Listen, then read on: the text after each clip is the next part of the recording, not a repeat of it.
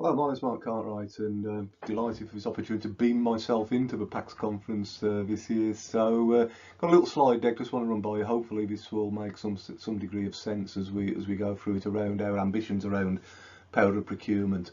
So, first of all, who am I? What do I do? I think probably many of you, our paths have crossed. You know that I head up the commercial vehicle incident prevention team at National Highways, and I'm also the senior responsible officer for our Driving for Better Business Engagement programme.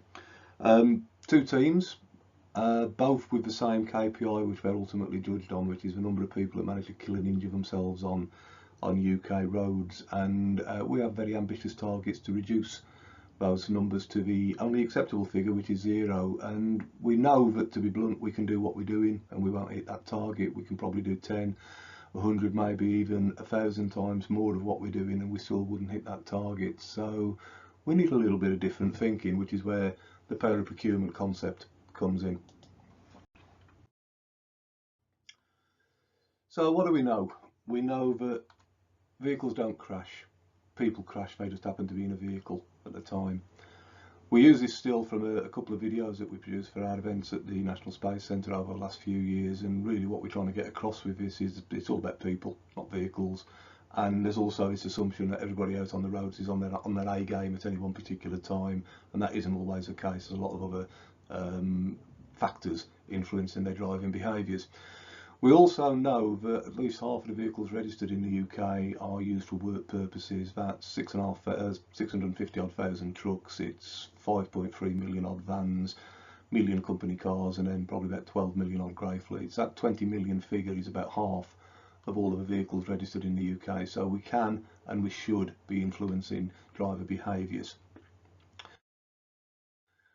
We also know that, as I say, people crash, and we know within that there are what we call the 5 known unknowns, the root causations behind the great majority of incidents on our network. Very, very rarely, as I say, do we find it's anything to do with vehicle condition, vehicle maintenance, load security and all the rest of it.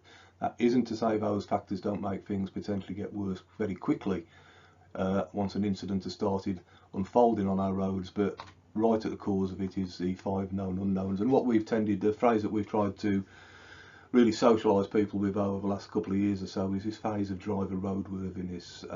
I meet many fleets who are very good at managing their vehicle roadworthiness. Are they as good at managing their driver roadworthiness? Well, for me the jury's out a little bit. We call the 5 known unknowns because we know they're in the mix. What we're working on at the moment is trying to work out what the proportionality of the various causations are within that mix. And the best way of visualising this is to think of it as a 5-circle Venn diagram, and we're just not quite sure how big the various circles are. But we know distraction is in there as a causation, an initial causation in a high percentage of collisions, very often around mobile phone usage. Fatigue is a killer on our roads, as is drug, alcohol, substance impairment, medical episodes, and of course people make mistakes. So those are the primary causations. We do tend to think there's a 6th, and this really links into the direction of this particular presentation. And the 6th is attitude. And I'm always very careful when I talk about attitude to be very, very clear that we're not trying to single out driver attitude. There's some great drivers out there, some very conscientious, very talented drivers out there. But we all have bad days. We all have the day where we've fallen out with our partner the night before, or our football team's lost on a Wolves fan, so I've got kind of used to that over the years. But we all have things that drag us down on a particular day. But it's importantly not just driver attitude. It's the attitude of their colleagues, the attitude of the supervisor who doesn't want to engage with the driver because he doesn't like confrontation. It's the attitude of a manager who's perhaps chasing their month-end targets for getting stuff out through the doors, who chooses to ignore an issue for a little while to chase those figures.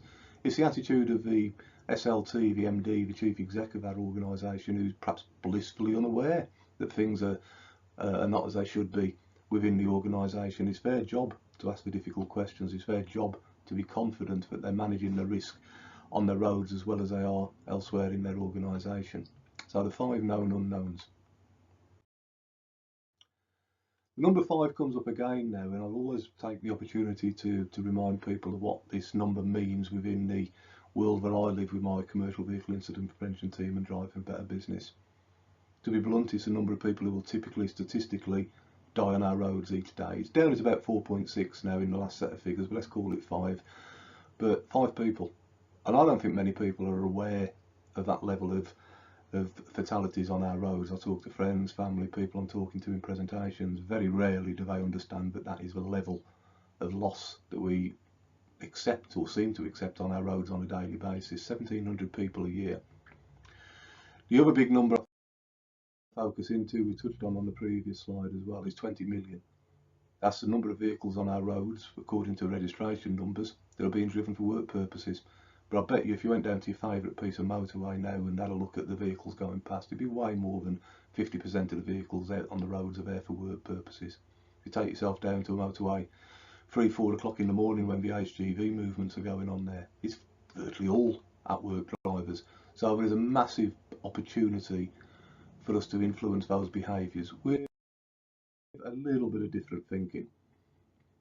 And the message really to you today is you are part of that different thinking. We all have a power. We all have superpowers. We all can influence people's behaviours. And one of the key elements we're looking at with that at the moment is this phrase we've christened of the power of procurement. Sounds like an old Frankie Goes to Hollywood record if you're of a certain vintage, I think. Power of procurement, and it's homing in on this superpower that we have to influence behaviours. If you think about an at-work driver, health and safety at work legislation applies out on the road. Lots of organisations don't understand that, and my opinion is they don't understand that because on-road incidents aren't RID or reportable in the same way that an incident on a construction site, in an office environment, in a production environment, warehouse environment would be. Just because they're not RID or reportable doesn't mean that your health and safety obligations don't extend out onto the road, and clearly best practice is to investigate those incidents as though they were RID or reportable and action the findings of them. It's also really important as well because we've got other levers. We've got the levers of reputation, organisation. What do any of us do in our industry when we hear news of a tragic incident on the road involving a van or a truck or whatever? We're peering down at the TV. We're peering at the images, trying to work out who is. It's anybody we know, anybody we work with. Is it one of ours? So reputational risk has a significant part. There's also a significant financial imperative around this. Crashing is quite an expensive hobby for most organisations, and it all comes off the bottom line, so I'm sure your FD's got a bit of an opinion on this as well. And it all plays into that driver retention, having the right environment, looking after your people. I work with so many businesses who are very, very proud of their corporate responsibility, how well they look after their individuals, their people in the organisation. Yet so often it doesn't seem to extend to the same extent to those out on the road, those round the corner and out of sight. And the power of procurement is really playing into that, because all of these vehicles are out there working. They're working for somebody. They're working as part of a supply chain. They might be delivering into a supermarket. They might be supporting the activities of a civil engineering organisation. They might be providing services. They might be part of your supply chain, part of our supply chain. And this is where the superhero piece comes in, because we've got individual superpowers to influence those around us, our friends, our families, our loved ones, our mates down the pub, our colleagues, about the stuff that you know but maybe they don't know about driving being significantly the most dangerous thing that most of us do on any regular kind of basis. The fact that they're 8,000 more times likely to die statistically this year than they are to actually win the lottery, which tends to concentrate people's minds a little bit. So please use that superpower. But there's also the really powerful corporate superpower, and I'd like you to start thinking about this in terms of your own organisations. First of all, be a demanding client.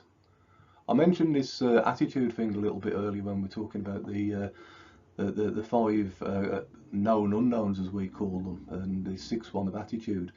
The CEO one is a perfect example of this. I don't know if you remember, a good few months ago, the lady that was the chief executive of the post office at the time of the Horizon scandal was being grilled by a parliamentary select committee and was blubbing away through it. I didn't know, nobody told me, it's not my fault. Be a demanding client. It's their job to know, it's their job to understand, it's their job to ask the difficult questions. It's the job of your organisation to be a demanding client. if you have an organisation working for you, be very clear on your expectations around road safety and the road risk. We wouldn't let somebody within National Highways come along and build a bridge for us unless we were pretty damn sure they knew how to build a bridge without causing carnage. Are we as demanding about their ability to run their fleets in a safe and proper manner? Not really, to be honest. And that's where it comes in. So the points that you got on the screen in front of you now are actually what we are starting to work with our own supply chain on. I know you said impose then, that was probably a little bit harsh, but we're starting to work with our own supply chain on, with a view to improving the way that our supply chain manages in their road risk by providing resources and leadership, but being very, very, very clear about our expectations. And we're getting significant interest already from other public bodies, including MOD, Crown Commercial Services, NHS, of early conversations about how we can move forward on this across other public bodies. But there's no reason why this couldn't apply to any organisation in the private sector as well. So, number one, we'll be requiring commitment. Before you come and work for us with our supply chain, we will require a note of commitment, an MOU, a letter, call it what you will, from their chief exec. And that chief exec will promise us two things. That number one, they understand that prevailing road transport legislation applies to them. And secondly, and maybe even more importantly, they understand that their health and safety at work obligations extend out onto the road space. Fantastic. So we've now got some leverage should we find evidence to the contrary. We'll also require that they demonstrate their ability by being part of a recognised industry accreditation, an appropriate accreditation, and the word appropriate is quite key to this. So we've got no intention of creating our own standards. There's no reason why we couldn't and shouldn't be leaning into existing standards. So if you think about the scope of our supply chain, from some of the major players through to the local SMEs who are providing, perhaps some specialist services for us, there's a wide range. So if we start in the middle, where probably 60–70% of those providers, those organisations would sit, we're looking for FORs if it's appropriate, we're looking for Van Excellence perhaps, we're looking for Mission Zero, earned recognition, whatever, as long as it fits the bill and it's something that organisation has. When you get towards the upper echelon of this, the larger organisations, we're going to be looking for that, what they have in the middle section, FORs, Mission Zero, etc. But we'll also be making sure that they have or are working towards, in an appropriate time frame, BSI 39001. And down at the bottom end of the spectrum, we're probably looking for something within some of the SSIP providers, safety schemes and procurement, with some of their deemed to satisfy audits, and we're actively working with the SSIP providers now to support them in developing those. And I mentioned the different tiers, the upper end, the bottom end and the middle bit. It's likely that we will use the number of hours worked and billed with National Highways as the measure, as the metric to drive that process. We'll also be required to be part of Driving for Better Business. That's not the same as an accreditation, I'm sure, as you're all aware. But we will be looking for evidence that they've accessed and used our policy builder tool to make sure they've got the right policies in place, whether they're creating them from scratch, which is likely to be the case with an SME provider, or whether they've used them to check their own policies against if they're a more robust, perhaps larger organisation, and we already know that that goes on using that tool. We'll require them to use our gap analysis tool. Again, we have no interest at the moment in terms of actually seeing what the results of that particular gap analysis are, but we want to see that that organisation has used it and that they have committed to actually take on board the findings of that gap analysis team to improve areas of weakness. And importantly, we're also requiring them to investigate their incidents. We do have quite a range of incident investigation materials available. FOC, as everything is, on the Driving for Better Business website, but we'll be looking for evidence that they're investigating their incidents properly and learning from the lessons of the past. And right at the end of this is quite an interesting piece, which is trigger events. So we will be looking for operators to report to us anything which involves an injury or worse incident, along with the appropriate incident investigation that's gone along with it, any disciplinary action taken against any operator licence they hold as part and parcel of their organisation, and any encounters I have, you know, to be honest, they ought to be letting us know about them in terms of maybe vehicle roadworthiness or other issues. And this is where the relationship with the industry accreditation programs come in, because what we would actually be looking to do is report this back in to the accreditors and saying, look, you gave this company a clean bill of health when you audited them. There's evidence that's come to light through these trigger events that maybe things aren't as good as you thought that they were, and we hand over to the accreditation body then to investigate and to come up with whatever intervention, if any, they feel is appropriate, which could affect that organisation's ability to access our work streams. So it's fairly simple, it's fairly straightforward. Be interested in any feedback that you're able to provide to us, but we don't feel that that's particularly onerous. We do have a view to continually evolving this as it goes along, and one of the areas, for example, that we're already considering as we are more and more involved with Euro NCAP and the development of their star ratings for vans and trucks. It's not beyond the realms of possibility that a couple of years down the line we might be specifying Euro NCAP for better vehicles at the next vehicle replacement cycle or within a period of time, whichever comes sooner. So it will be a moving feast, but it will all be kept reasonable and sensible and appropriate to the ambitions that we have to improve the management of road risk within our supply chain, and to share our this information with other similar public bodies and even private sector stuff. So just to riff on the scheme again, we can all be heroes.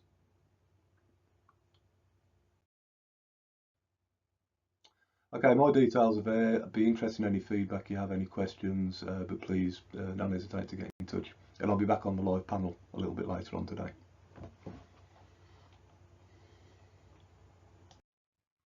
Hello, so today we've heard a lot about novice drivers and riders, but I want to talk to you about another at-risk group, that of professional drivers. And for those of you who know me, it probably won't come as a shock to think that I'm going to try and make the case for hazard perception as a training option for professional drivers in order to change their behaviour for the better. Now, driving is the most dangerous activity that most employees will ever do, and it's an oft-quoted stat that 1 in 3 fatal collisions involve someone driving for work. And in a relatively recent PACTS report, analysis showed that vans and HGVs were the vehicles most likely to be the cause of other road users' deaths. But even beyond fatalities and injuries, the thousands of damage-only collisions can also incur huge costs and significant disruption. One type of collision has currently entered the cultural zeitgeist, having been classed as, I think they called it, the most random question on Richard Osman's House of Games. And the question was, how many rail bridge strikes were there in 23-24? Now, being a recorded video, I can't really ask for audience participation, and I'm not even going to wait for you to type it in the chat unless you're really, really quick, because I'm going to show you what the answer was now. 1,532. That's one bridge strike every 6 hours or so. And in fact, that's the lowest number of bridge strikes over a 5-year period. So it just goes to show you put fatalities and injuries aside, even the damage only collisions that the professional drivers are having cause immense cost and disruption to the network. So why are these collisions happening? Because we know companies have got a legal requirement to ensure all of their drivers are safe and are trained. Now, admittedly, with HGV drivers, that equates to legal requirement to take 35 hours of training across a 5-year period. But still, drivers of other vehicles, vans and the like, should also receive training to ensure their safety. However, for some drivers and companies, training is not a top priority. I've heard tales of companies that invite the same trainers to give the same courses on multiple occasions, with disengaged drivers just reading newspapers at the back of the class and literally ticking a box to say that they were present. So I'd like to think that we really need to do better in terms of our training. It's got to be more engaging and it's got to be more effective. But how do we do this? Well, first, training needs to be underpinned by a theory of behavioural change. And as researchers, we do employ such models to guide the development of training. But with only 15 minutes to talk to you about this topic, I'm going to skip this out now and just go to 3 typical aspects of training that we might focus on. And these aspects are knowledge, attitudes, and skills. So let's just have a little look at potential training for all three of those. The easiest aim for training is to improve knowledge, and certainly we need to make sure that our drivers understand the laws about their vehicle and the job, such as speed limits for particular vehicles. Thankfully, the act of training knowledge can be very straightforward. We're just providing the facts, and then we test their retention of those facts. But there's still a question about whether knowledge is the real problem here, and we don't actually think so. So for instance, in one particular study, we had 130 drivers sit a smart motorway hazard test to get their knowledge of the rules. We also asked them how they behaved on smart motorways, and our hypothesis was if they understood the rules, they would behave accordingly. So if they understood that they shouldn't go under a red X, they'd be less likely to go under a red X. Seems relatively simple. However, we found that the level of knowledge that they had did not relate to how they behaved on the roads, on smart motorways, to how they complied with those rules. In fact, the only thing that did influence their compliance with the rules was the level of experience of that driver, with much more experienced drivers being more willing to behave appropriately on smart motorways. So if knowledge isn't the answer to all of our problems, what else can we look at? Well, improving attitudes might be one avenue to explore. We know attitudes can influence behaviour, especially through how we perceive ourselves. So for instance, if we think of ourselves as being risk takers and thrill seekers, then that might translate into risky behaviour on the road. But also how we perceive others. That's going to determine how we interact with other people on the road. So for instance, as car drivers, do we see cyclists as legitimate road users, as law-abiding road users? If not, we may be less worried about how we behave around them and less concerned for their safety. Unfortunately, it's notoriously difficult to change attitudes, but there are some techniques that have had some success, such as empathy induction, perspective taking, or reframing some situations from a negative light into a more positive light. So if knowledge training is not the full answer and attitude change is extremely hard to do, what are we left with? Well, we can look at improving skills, training skills, and specifically I'm thinking about hazard perception. We know that hazard perception training across many studies has been shown to reduce crash risk. Indeed, bringing in the DVSA test in 2002 has been shown to reduce UK road non-low speed crashes by over 11%, and experts estimate that it saves the UK nearly £90 million per year. But these benefits aren't just confined to helping you as a driver spot the dangers caused by other people. They also have other side benefits, such as reducing speeding, harsh braking, and over revving. Of course, that means lower fuel consumption, lower vehicle maintenance. Also, HP training reduces drivers' willingness to engage in distracting activities. It's easy to understand why. We don't change the radio station when driving around a bend. We do it when we're on a straight road and we think it's safe. But that decision of it being safe is based on our hazard perception skill. And if we have poor skill at spotting hazards, we may be making the wrong decision to engage in a secondary task.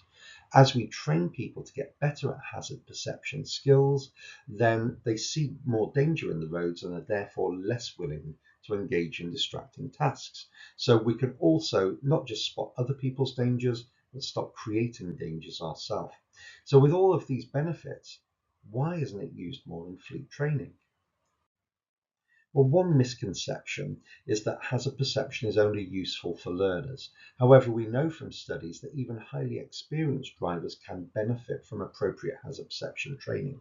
There's no maximum limit on hazard perception skill.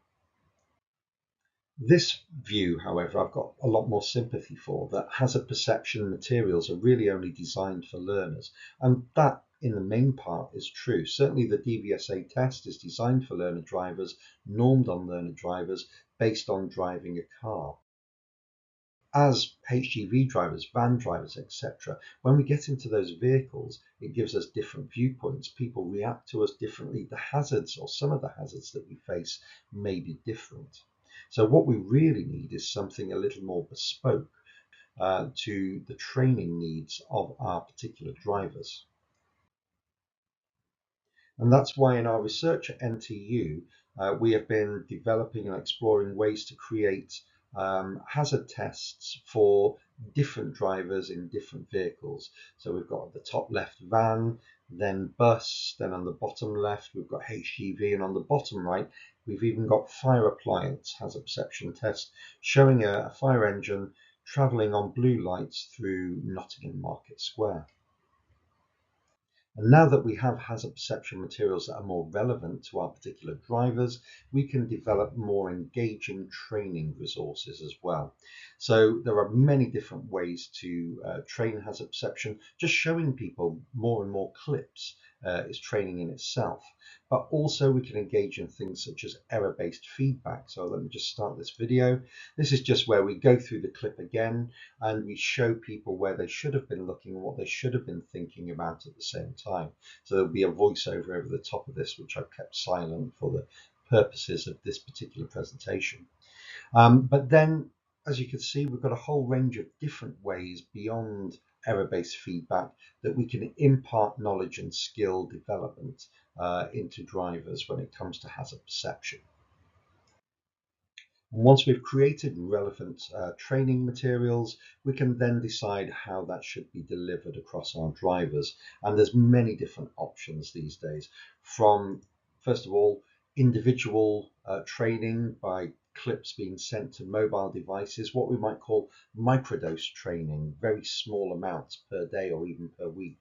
Or people could log on to an online learning management system, have their own dashboard. The fleet manager has their own dashboard, and they have access to analysis tools to see who's done well, who's not done so well. We can have more traditional classroom approaches to training people in hazard perception. It's still a very engaging process, watching hazard clips on a big screen and everyone guessing what happens next. And in fact, we've even produced recently a 7-hour accredited CPC course based around hazard perception and risk calibration. Or finally, we could even embrace a little bit of modern technology and go down the VR route. And in fact, we're combining VR with classroom approaches now in one of our most recent projects, which I'm just going to end on for this talk. And that project is based on hazard perception training for tractor drivers.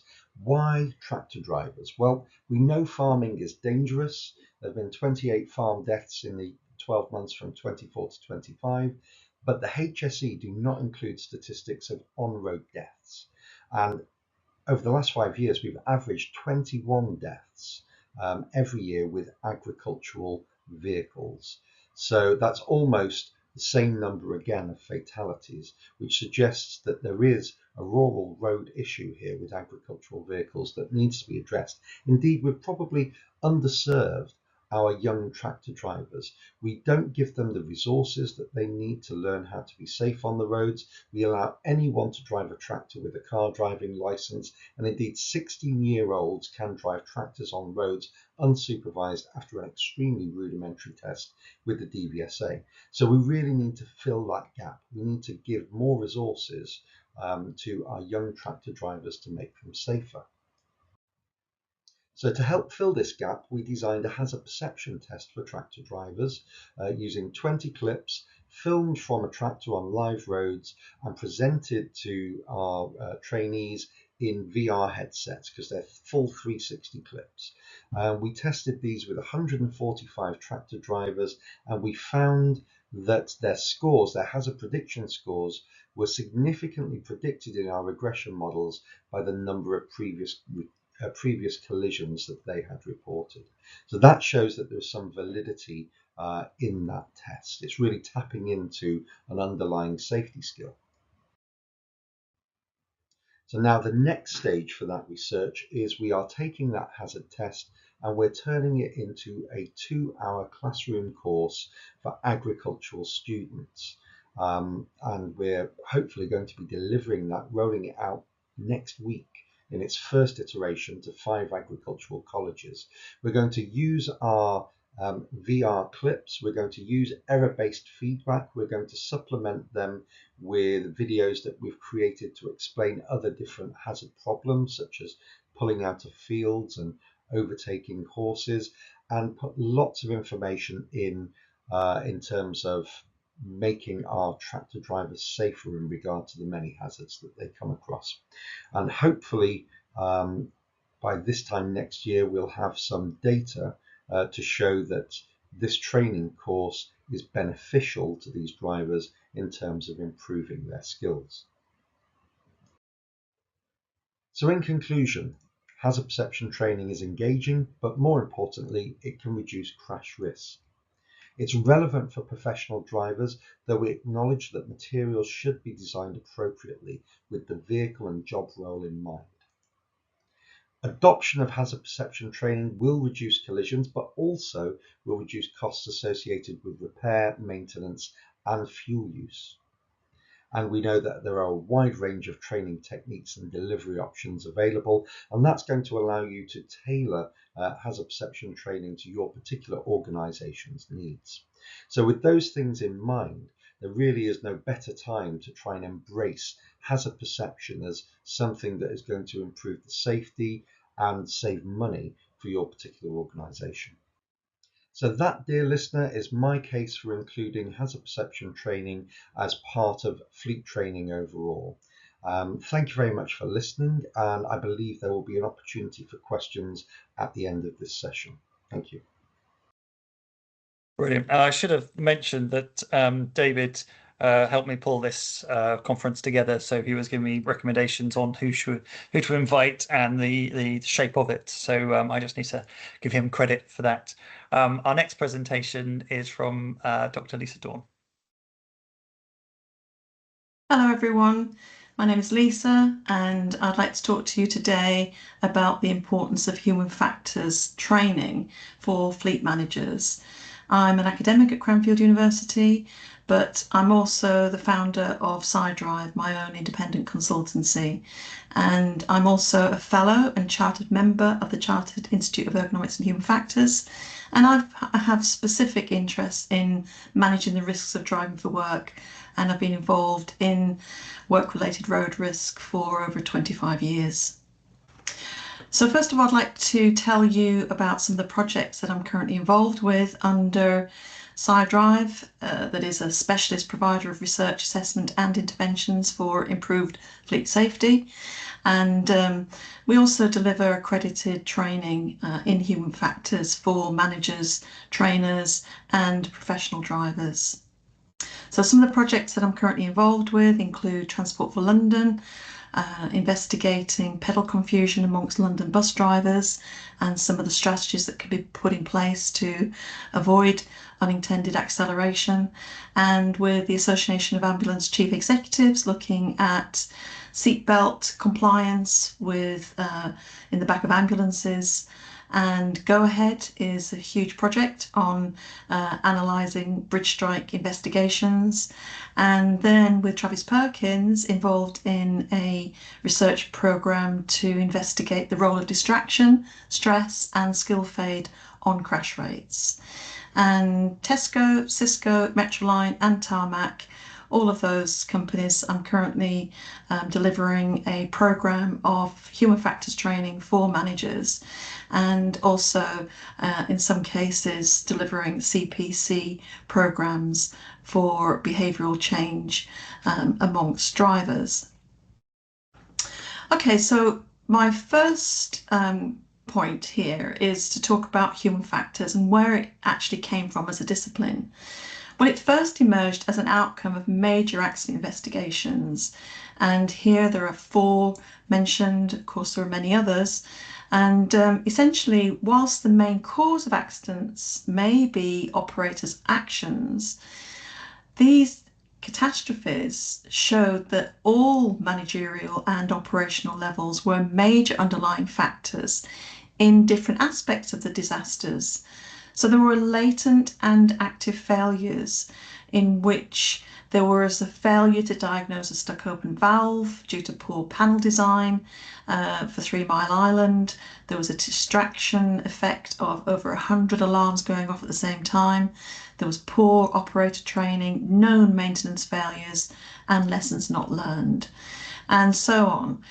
There are many, unfortunately, many major crashes and accidents like this that have a very similar profile. And in fact, Chernobyl as a disaster in 1986 was the first investigation to coin the term safety culture, which was considered to be a kind of a collective programming of the mind, which tended to undermine the way in which operators were able to talk about safety in the workplace.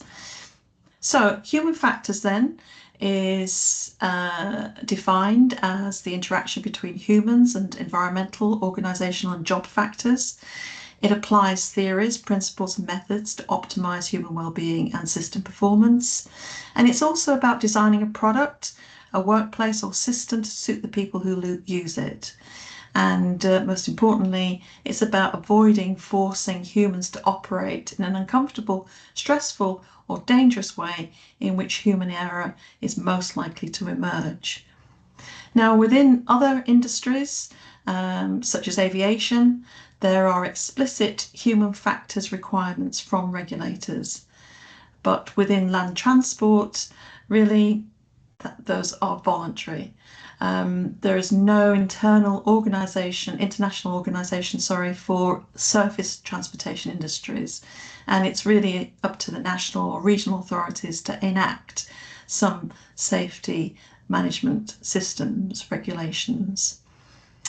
So, human factors as a discipline then emerged through a kind of a hybrid of ergonomics, human-centered design for displays and controls, systems engineering, physiology, and of course psychology, including social, organisational and cognitive components.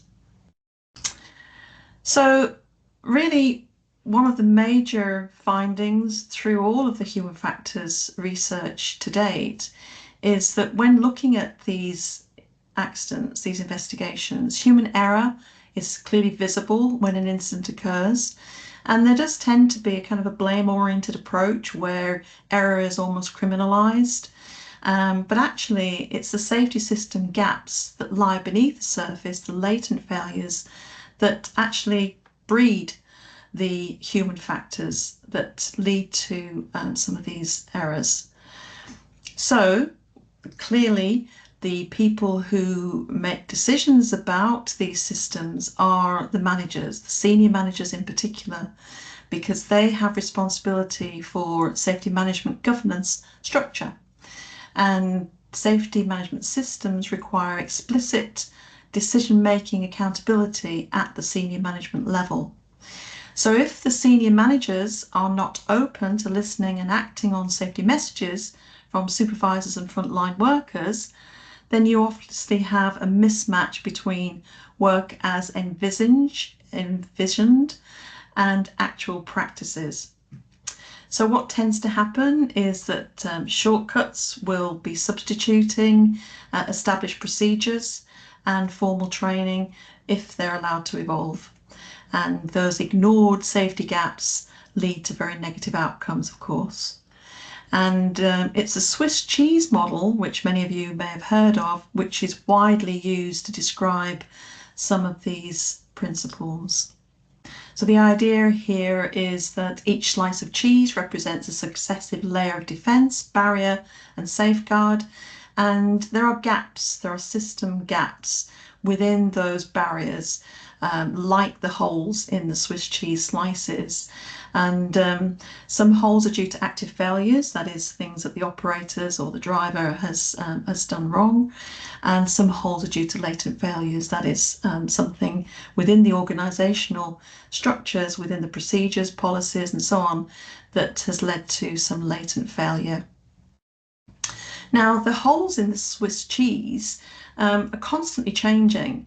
It's not a case of just filling that gap and making sure that you've managed that particular system to improve safety, because they're constantly emerging and they change in shape and size.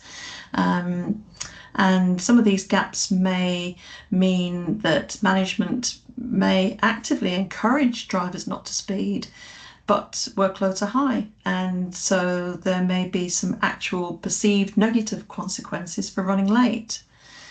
Some of the kinds of latent failures that tend to be inherent within operations include things like in-vehicle technology that doesn't always operate as advertised, procedures that cannot be executed as planned under real-time conditions, unmanaged changes in operating conditions, shortcuts, and unforeseen consequences. So some of the areas around safety culture that need to be considered is how we do things around here.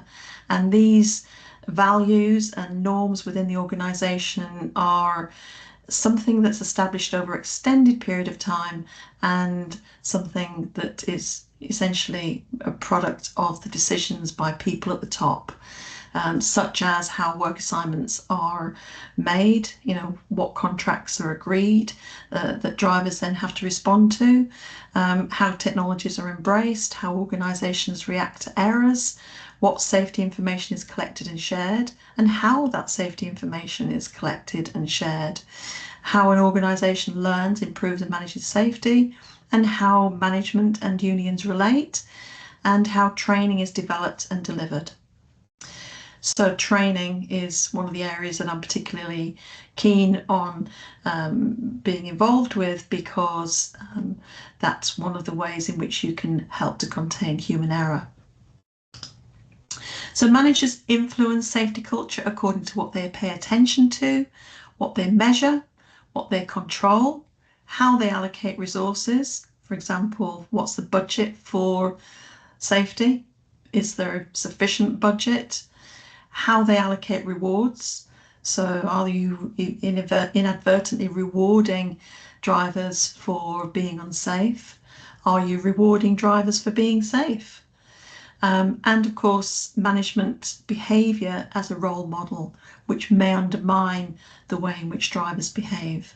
So these kinds of latent failures by management allow safety shortcomings to continue. There is also a term that's been coined to consider the notion of the practical drift. And here it's about performance that drifts away from compliance under operational conditions. And what must happen for performance drift to occur is that management decisions essentially that are guiding the factors that tend to lead to error, such as when the tasks are being performed, or the system factors can lead to these latent failures. So some examples here of the task being very difficult to perform because of time pressure or high workload, long shifts, difficult routes, unclear instructions, and many more. And then system factors such as choices in how schedules are put together, the kind of policies that an organisation has, the methods involved in training drivers and managers, investigating incidents and how they're investigated. Are they looking for blame, or are they actually looking at some of the system failures? How are drivers recruited and inducted into the organisation? These are some of the examples of where things can go wrong under operational conditions. So I put together the accredited course in human factors and road risk management to help managers to develop the necessary human factors knowledge, to give them a new way of looking at safety management processes. And this involves implementing and safety management systems, but essentially reorienting and refocusing the focus on existing safety processes and activities under the safety management umbrella. and it may involve redeploying existing safety resources, and it's also really about generating the right sort of data for leadership safety decisions. See, these are some of the modules. This is for level 1. There's also level 2 that takes a much deeper dive into driver psychology. But understanding human factors is the first step for managers, and I'm currently involved in several programs to assist many fleet-based organisations in how to do that.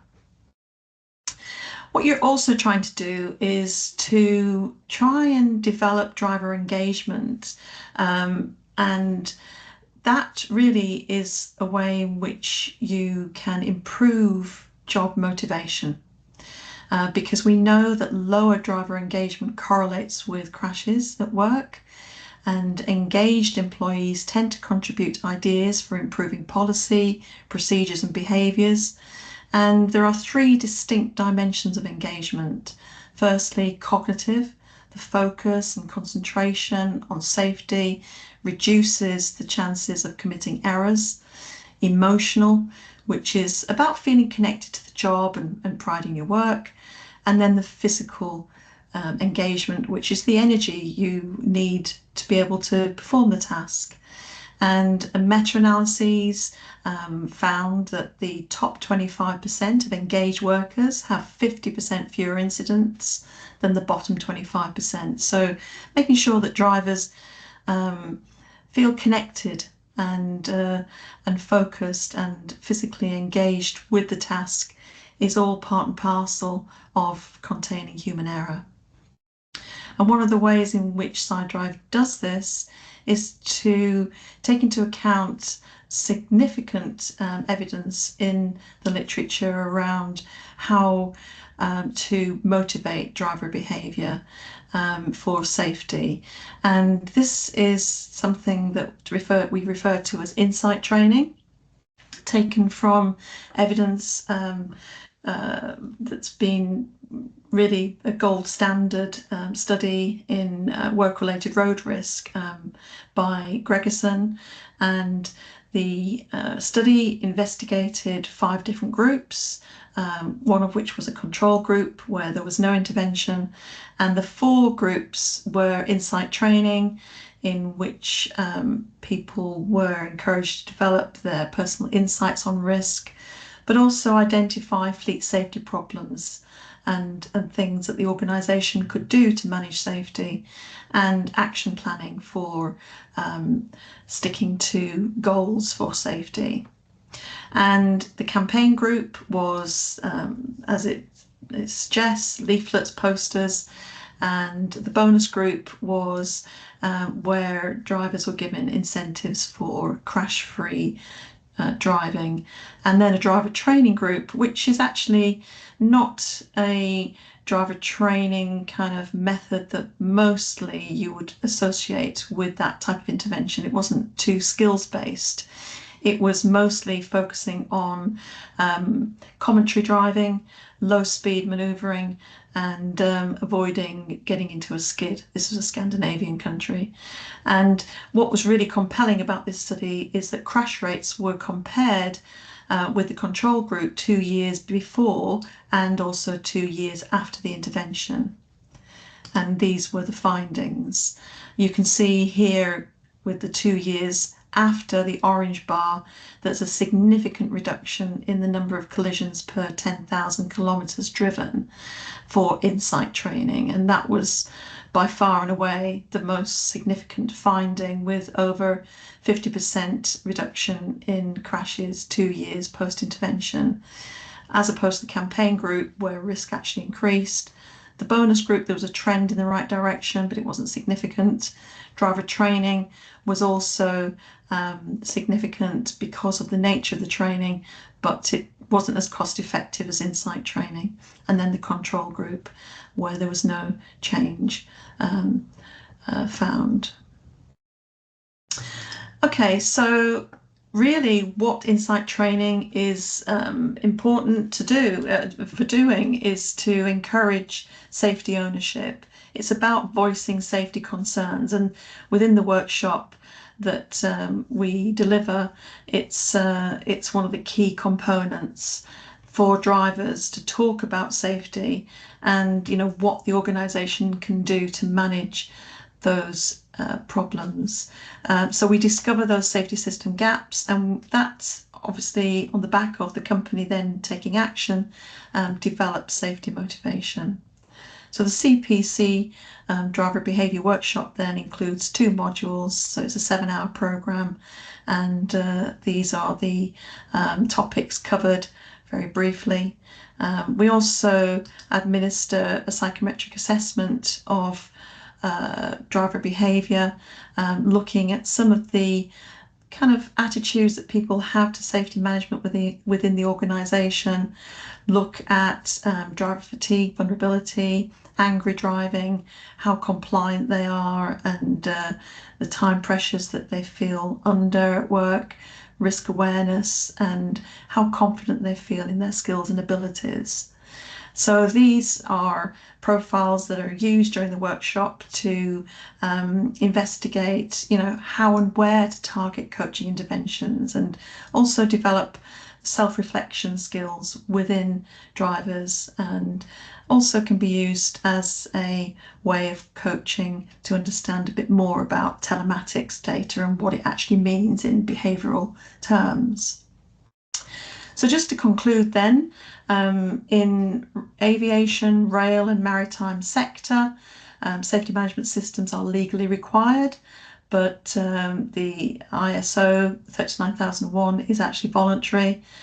Very few organisations in the UK have actually accredited ISO 39001. So it's very important that management training is focused on adopting a systems perspective for improved fleet safety. We need to influence managers more about how to manage work-related road risk, and also encourage effective safety reporting in fleet-based organisations, and what's done with those safety reports, because how managers respond to those determines the safety outcomes. Otherwise, unfortunately, what tends to happen is that lessons are not learned, same types of incidents occur over and over again, and this of course is incredibly expensive for businesses, their reputation, and of course in some cases their potential continued existence, with the traffic commissioners focusing on some of the repeated problems that are taking place. So thank you, and do get in touch if you'd like to hear more. Thank you. Bye-bye. Brilliant, thank you for that. And now on to our last presentation, and we're back to Dr. Liz Box. Thank you very much, Jamie. I'll just share my screen.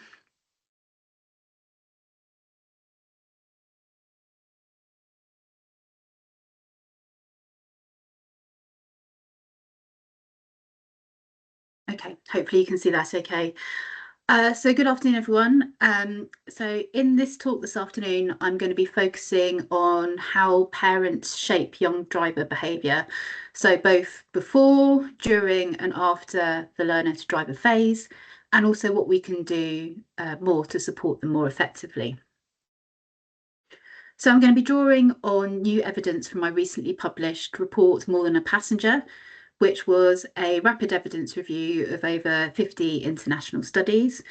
I've presented this report a couple of times recently, so rather than walking through the whole review, I'm aiming over the next 15 minutes to kind of highlight the key practical, actionable lessons, particularly those from international programmes that have been shown to work that we could apply here in the UK. So I would say this cartoon says a lot. It shows that learning to drive isn't just about the passenger who's gripping the steering wheel. It's also about that parent sitting beside them who is often feeling slightly terrified. And that question of how am I doing, I think captures quite a lot. We know, contrary to popular belief, that teenagers do look to their parents for feedback and role modelling long before those formal lessons even take place. And the evidence really backs this up. So Merman and colleagues remind us that parents shape driving behaviours during the learner phase, but also long after it. So getting the licence isn't actually the finish line, it's the start, as parents remain such a central part of independent driving going forwards. So before starting the review More Than a Passenger, I looked at the existing evidence base, and one of the most comprehensive and widely cited reviews is one by Curry et al. From 2015, which examined what happens when we actively involve parents in improving teen driver safety. So their findings showed that the most effective interventions aimed to actively engage parents. They often used in-vehicle feedback tools and were built on strong conceptual models, which we've all been talking about today. These approaches typically improve parent supervision, it boosted teens' driving skills and also reduced risky driving behaviours. So overall, their conclusion from their study was that parent-focused programmes need to be structured, they need to be multi-layered in their design, and they need to have some good, robust evaluation. So my updated review has sought to build on that foundation, bringing the evidence right up to 2025, 10 years on, and particularly capturing those newer approaches like mobile apps, virtual learning, and naturalistic driving studies as well.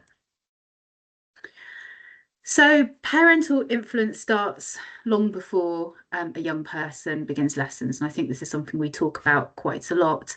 In the pre-learner phase, teens are already absorbing the attitudes and habits simply by watching how their parents drive, whether they're speeding, and whether they're using a mobile phone, or whether they're doing seatbelt checks. And it's not just behaviour, it's also the language that parents use around driving.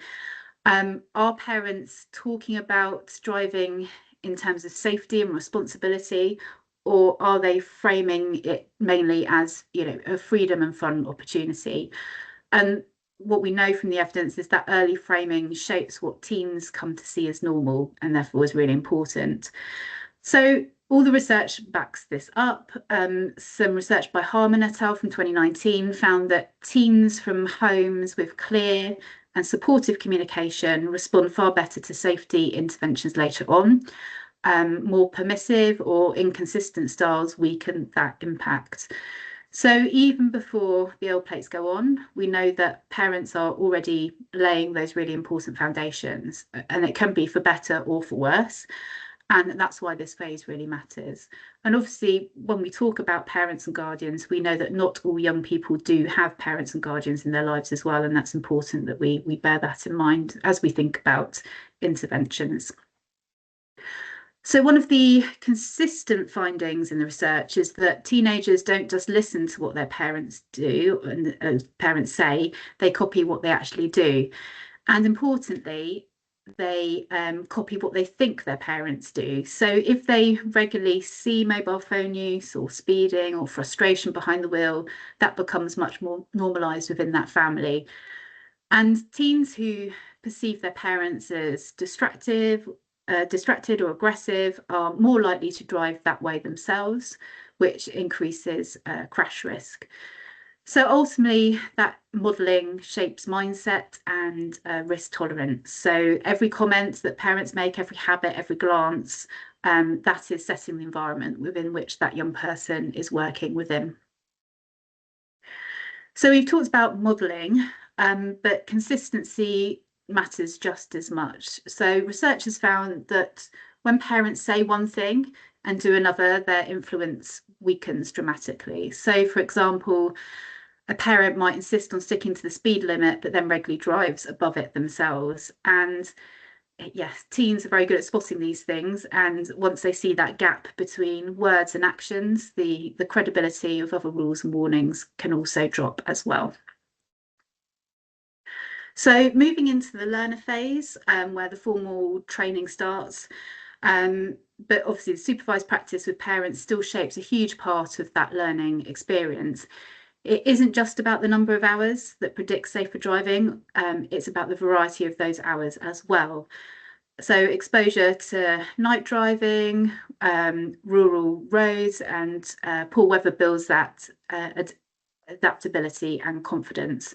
And studies show that learners with more diverse experiences are less likely to avoid challenging conditions later and are much better prepared for real-world driving risks.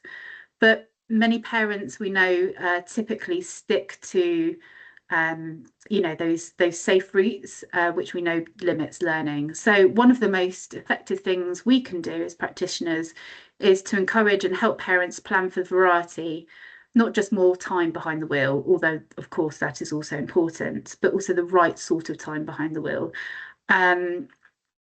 Because we know that not all supervised practice is equal.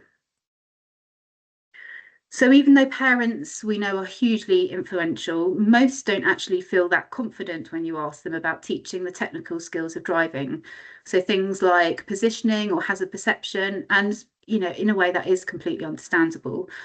But what parents are naturally strong at is something different. It's typically the higher order skills. So things like helping teenagers manage their emotions, talking about peer influence, reflecting on risk, and which we know is really important, as these are social and emotional coaching behaviours that are strongly linked to safer driving outcomes. So the opportunity isn't just to expect parents to teach driving, it's to help them reinforce the attitudes and decision making that underpin that safe driving. And this is where instructors also play a really important bridging role, because they can focus on teaching those technical skills, but it's also vitally important that we find ways for driving instructors to support parents feel more confident by supporting structured practice. And there's a few different approaches that have been used elsewhere on that. Because when parents have guides or clear frameworks, practice at home becomes calmer, more supportive, and much better aligned with formal lessons. So what can we get instructors to encourage? Well, really what we want them to work with parents is about developing parents modelling that calm, rule-following driving, and creating space for open conversations about driving and linking what's taught in lessons to what's reinforced essentially in the family car. So even though the test often feels like the finishing line for young drivers and their parents, the early post-license stage is actually one of the riskiest periods. A common myth is that passing the test means they're fully ready. But as we know, the test only measures competence on the day, not readiness for real-world independence. However, parental involvement typically drops sharply right after the test, so just when crash risk peaks. We know from research that's been conducted that while most parents worry a lot during the learning period, only about a third continue to have some concerns after the driving test has passed, and very few use tools or written agreements at that stage. So there are some practical supports that have been used elsewhere to kind of try and make that difference. So for example, there's a program called the Team Driving Support System, which provides real-time feedback and helps reduce risky driving. Then we have a program called Steering Team Safe, which offers a brief coaching approach that strengthens parent-teams communication. And then we've all heard of parent-team driving agreements, which essentially clarify expectations around things like curfews and car access. And it's interesting, actually, that when young people are asked, they often view tech-based deterrents as more effective than parental monitoring, which in a way suggests that parents may need to shift from trying to watch what behaviour is happening to using tools that helps guide it. So really the key message here is that parental monitoring shouldn't stop at the test. It's something that should evolve. So encouraging families to keep talking, setting those shared expectations, and using practical tools can make this high-risk phase much safer. A recent study has also found that young drivers with early unrestricted access to their own car have a higher crash risk than those who shared a vehicle with a parent. This effect isn't just about ownership, it's actually more about the fact that independent access reduces that natural parental oversight. We also know that parental awareness, so knowing the who, where and when continues to protect teens even when peer pressure is in the picture. And it's not about surveillance, but it's about ongoing kind of relationship-based guidance. So let's look at what actually works to support parents, because not all different approaches are equal. So if you have a look at the report that's been published, there's a table in the back that goes through quite a few of the different interventions that was included in the study. I've just picked out a few here to highlight some of their active components. So the drivingly RCT, this blended coaching, best practice planning and skill building, and it was found to lead to better GDL compliance because it was a US-based initiative, and stronger parent-teen trust as well. I've already mentioned the teen driver support system, which provides real-time feedback to teens and parents, which was found to reduce high-risk behaviours like speeding and mobile phone use. The Steering Teens Safe programme tailored that guidance to different family communication styles, recognising that people start from different bases, and helped people improve those conversations and reduce that risky driving behaviour. And then in healthcare, there's been a long ongoing programme in the States of checkpoints, which use brief GP visits to introduce driving agreements with the aim of boosting parental involvement with a minimal time demand, importantly, because all of these things have to fit within the window that we have. So I guess across all of these different interventions, the pattern kind of remains the same in terms of the important ingredients. So being structured, so not just one-off interventions, sustained, importantly, beyond the test, focusing on relationships, so it's not just about skills, but those broader discussions about risk-taking, and also having sort of multiple different touch points as well was important. So overall, these programs, I guess, show what's possible. I guess our ask and task now is to try and translate some of these evidence-based models for UK families where current provision is still far too limited. So I think it's important to pose the question about what happens when parents disappear. So this is what's happening in the scenario here. The parent is somewhat absent in that the teen gets their own car at 17, they stop talking about driving, and we know that can lead to higher crash risk. So what might immediately seem like independence for young adults can actually quietly become risk. But in scenario B, where parents stay engaged, even just by asking questions and regularly checking in, the data shows that teens actually do drive safer. So I hope you'll see from what I've presented today that the parents are one of the most powerful and adaptable influences on young driver safety. Their role doesn't just end at the test, it continues right through decisions about car access, the emotional climate at home, and how they guide and monitor their teen as they go through that driving journey. But parents importantly need support. They need clear guidance, structured tools, and reinforcement from the systems around them. So healthcare, schools, licensing, insurance, and the justice systems. Obviously, we talk a lot about graduated driving licensing, and this isn't to be seen as a replacement for graduated driving licensing. Actually, this is all a lot easier to do when you do have graduated driver licensing in place, but it's actually essentially a practical complement to that because it can strengthen protection during those really risky years. So I guess the message for families can be quite simple. It's about modelling that safe driving before your teen even gets behind the wheel, mentoring with that calm coaching approach, and then monitoring with consistent support afterwards. So essentially embedding this model, mentor, monitor framework in national strategy would give families the tools to reduce crashes and support young driver safety. So I guess here's the challenge that we as a sector face today. We invest so much time, training and testing into preparing new drivers, and yet parents are one of the most powerful protective factors in that whole process. So what would it look like if we gave parents the same level of structured support, if we equip them with the tools and the guidance and coaching to become effective partners? The research shows they can be. And again, this is accepting that not every young person will have a parent or guardian that is in the position to provide that support, but there are many that would be able to provide that support if we supported them in doing so. So overall, I think this is a really kind of sensible progression for us in the UK and entirely doable, I would say, within the systems that we already have. So thank you for listening. I look forward to any questions or queries or suggestions you all have, and hopefully being able to take this area of work forward in due course. Thank you. Brilliant. Thank you for that, Liz. If we can ask the other presenters to come back in as well, that would be great.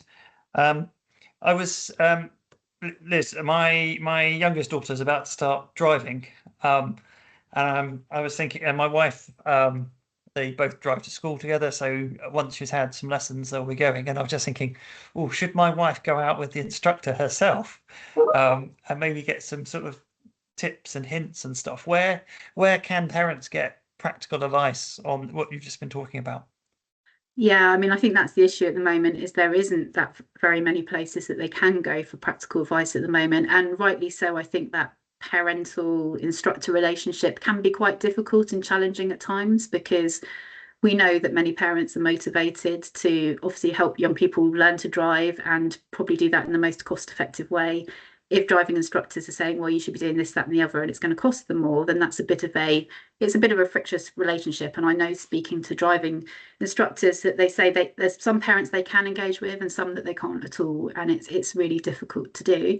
But I think where two parties are open, that's a great idea, to be able to work alongside the driving instructor. But at the moment, that needs a very individualized approach, and I think what we're saying is we need a systems-wide approach to kind of deal with it, so it's a lot easier for everybody.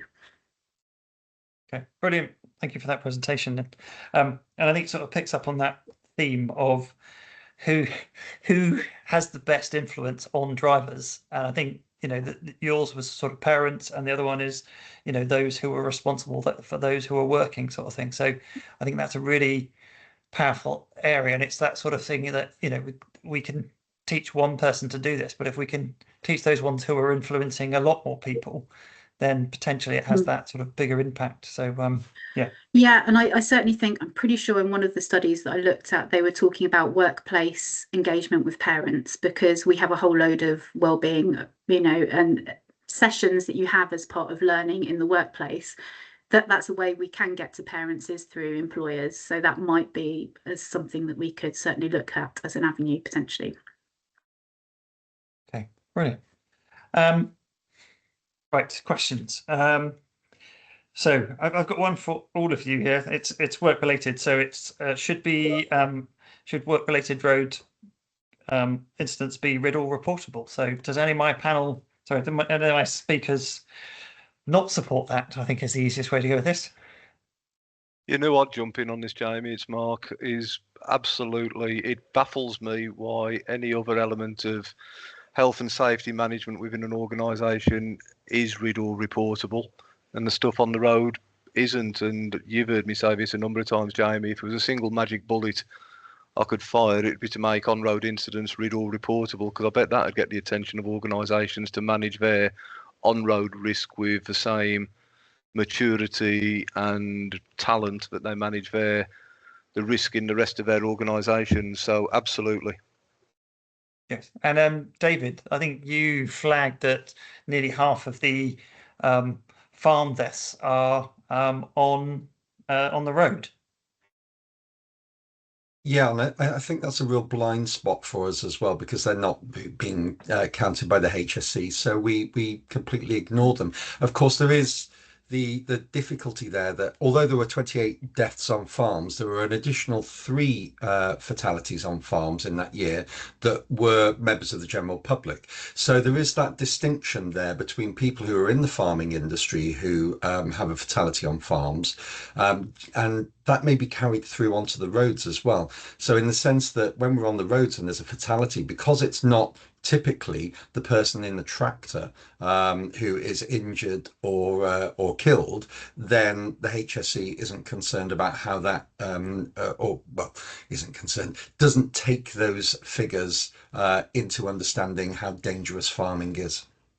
Yes, and I suppose if you look at the biggest single factor, driving would be the one, because all the others will be spread across different types of machinery and different activities. So you'd have thought that would be the easiest one to address because it's one thing rather than, getting hurt by a machine or something like that. Yeah, no, I think it brings it home as well. Although, we talk in terms of fatality groups in driving.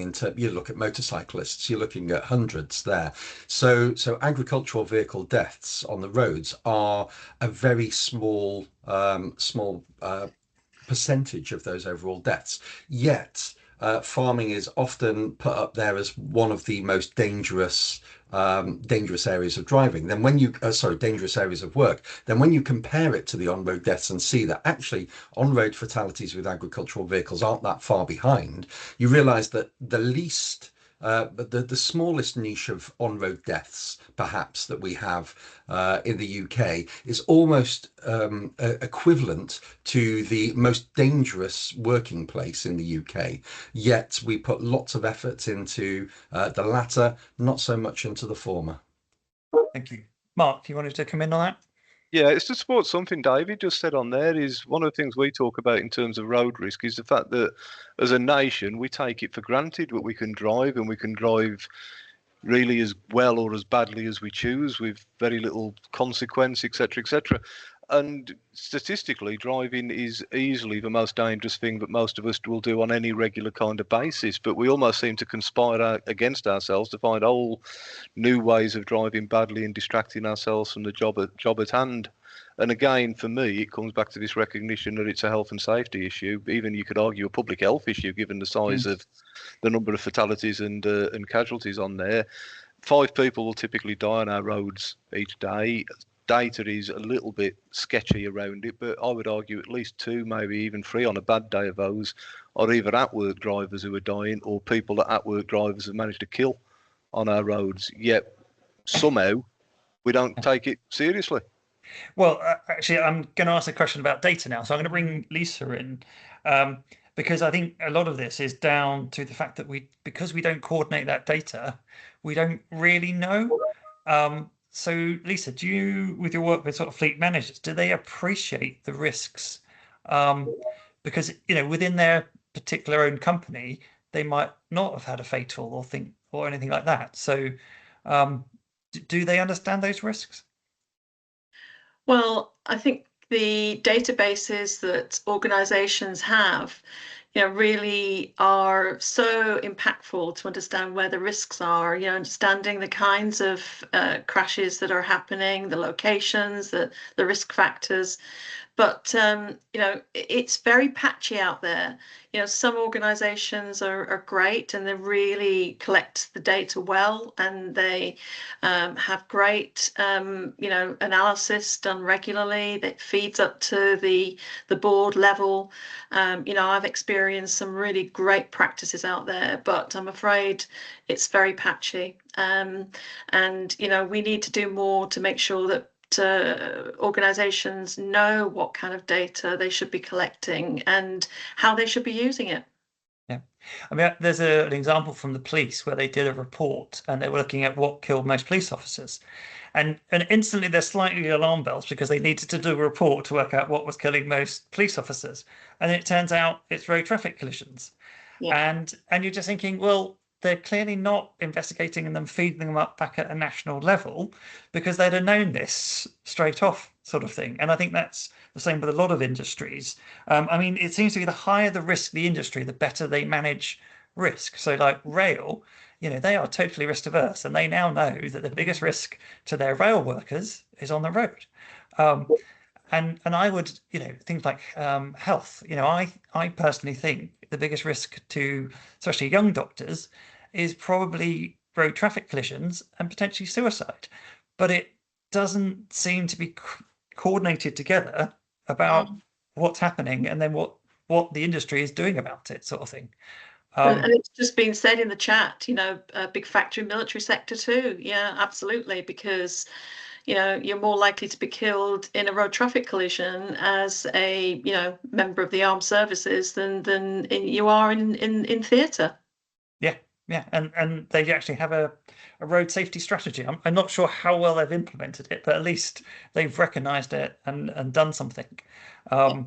So yeah, it would be great if all those different industries sort of said, actually, let's have our own road safety strategy, or transport safety strategy, even better, and put people on trains and things like that where they can. Is there anything else that you want to pick up? Because otherwise, I think we'll move into the panel session. Again, we've got quite a few questions in the question and answers. So perhaps after this, if you get a chance, have a look, see if there's anything that you can sort of answer and feed into.